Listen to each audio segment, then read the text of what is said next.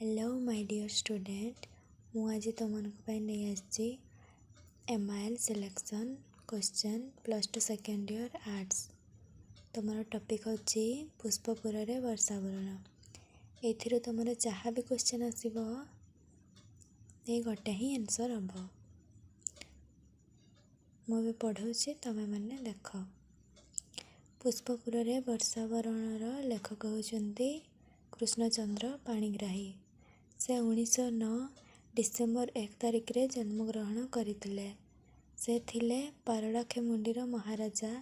से देशप्रेमी और सुशासक थिले। तांको राज्य रे से रेलपथ निर्माण करथिले। आधुनिक भाषा साहित्य क्षेत्र रे कृष्णचंद्र पाणिग्राही थिले अनन्य प्रतिभार अधिकारी। से भारतीय ऐतिहासिक प्रत्नतत्त्वविद एवं ओडिशार लेखक थिले।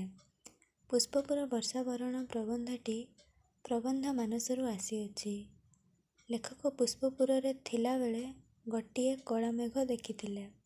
सेतेबेले से जानि पारिले वर्तमान पुष्पपुर को सबुज करिवो। तापरे से कल्पना कले जे मेघ सह से ओडिशा को भ्रमण करबा पई नै जाइछन्ति। लेखकक जन्मस्थान होछि मयूरभंज, तेणु से मयूरभंज को नहीं जाइछन्ति। मयूरभंज रे ଯେଉଁ समय रहिथिले तांकर वनवासी सह निबिड़ संपर्क रहिथिला।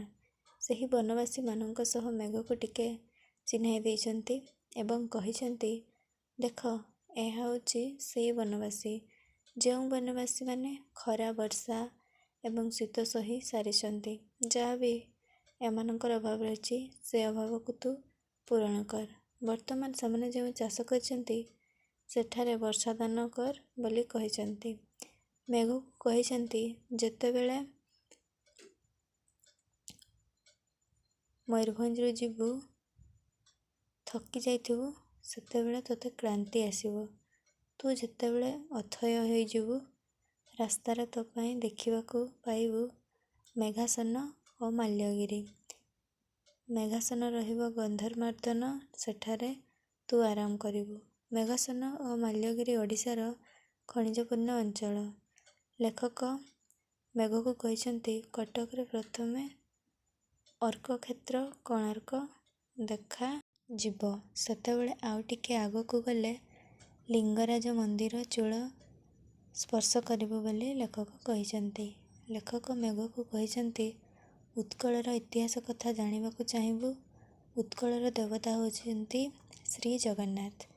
लेखक कृष्णचंद्र पाणिग्राही मेघ को नहीं एपरी अनेक कथा भाविछन्ति। पुष्पपुर वर्षा देखि खुशी होई निज मरुभूमिर लोकमानक दुख सुख विषय रे भाविछन्ति। पुष्पपुर वर्षावरण गद्यटी बहुत सुंदर आलोचना करिछन्ति कृष्णचंद्र पाणिग्राही।